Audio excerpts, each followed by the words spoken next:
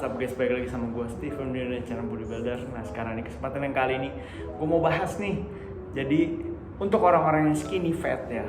Kenapa nih gue bahas skinny fat? Karena biasa kita pemula biasa mulai dari badan yang skinny fat. Skinny fat tuh kayak gimana sih? Jadi otot masih belum ada, masih belum tebel ya semuanya. Tapi perutnya buncit, perutnya gede nih. Nah takut tuh kalau misalnya mau gedein otot, bang, nanti gue malah jadi makin gendut bang, perut gue makin buncit bang. Gue harusnya kan cutting dulu biar paling nggak rata, gue baru mulai gedein. Nah karena itu gue pengen banget bahas topik ini nih, karena banyak banget yang nanya ya. Jadi gue mau membantu kalian sharing aja untuk memberi pencerahan juga. Jadi kalian nih untuk yang pemula-pemula harusnya kayak gimana. Oke. Jadi untuk yang badannya seperti yang barusan gue sebut ya, kalian pemula-pemula itu sangat amat gue sarankan untuk tidak cutting.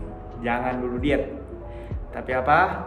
Fokus dulu di progress, yaitu naikin latihan, naikin bebannya terus, repetisinya naik terus, dan cukupin tubuh kalian dengan nutrisi yang kalian dengan kalian butuhkan, seperti protein juga kalorinya. Nah kenapa tuh? Karena kalian sebagai pemula masih bisa banget bangun otot sambil bakar lemak dalam bersamaan. Karena kalian masih pemula, kalian dikasih stimulasi dikit, otot kalian langsung tuh kembang.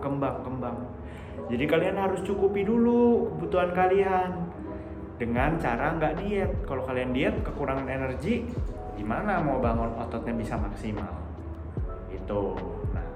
Sekarang kalau misalnya kalian lebih memilih untuk diet dulu, bang, gue masih mau diet, bang, gue nggak perut gedean, gue malu ah.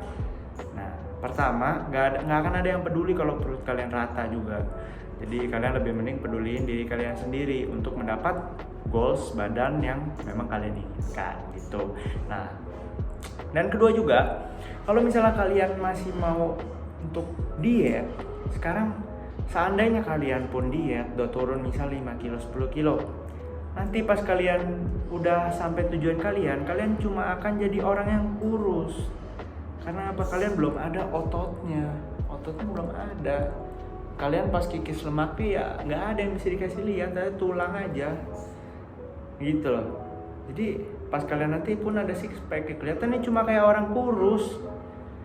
Itu pun kalau genetik kalian di perut lemaknya nggak banyak. Kalau kalian lemaknya banyak, ya paling six packnya kelihatan 2 dan kelihatannya tetap aja jelek. Dan balik lagi ke yang tadi, orang juga nggak akan ada yang peduli seberapa sering sih kalian buka baju di depan orang, ya kan?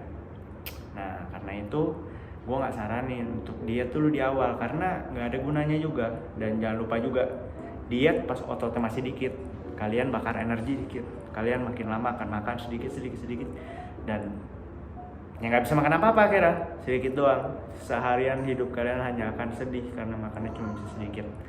Nah jadi daripada kondisi yang seperti itu, lebih baik dulu bangun ototnya, bisa makan makin banyak, ototnya udah ada, udah tebel semuanya, udah baru kalian nanti diet 2 tahun 1 tahun kemudian. Ingat, pas nanti kalian pun lagi maintenance, kalian akan badannya makin lebih bagus daripada kalau kalian diet. Karena apa? Ototnya makin tebel dan kalian masih bisa bakar lemak sekaligus sambil bangun otot. Ya, yang penting nutrisinya tercukupi, kalorinya tercukupi, protein tercukupi, dan jangan naik terlalu cepat. Karena kalau kalian naik terlalu cepat, ya naik banyaknya lemak, bukan ototnya.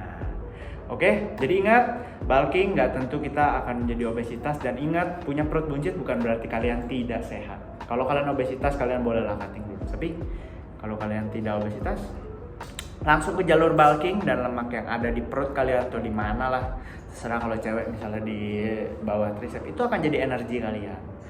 Jadi nanti nggak usah terlalu kasih surplus yang terlalu banyak, nggak usah. Beban kalian misal mulai di 70 kilo, ya udah stay aja di situ. Stay 70 kilo dalam 1-2 tahun.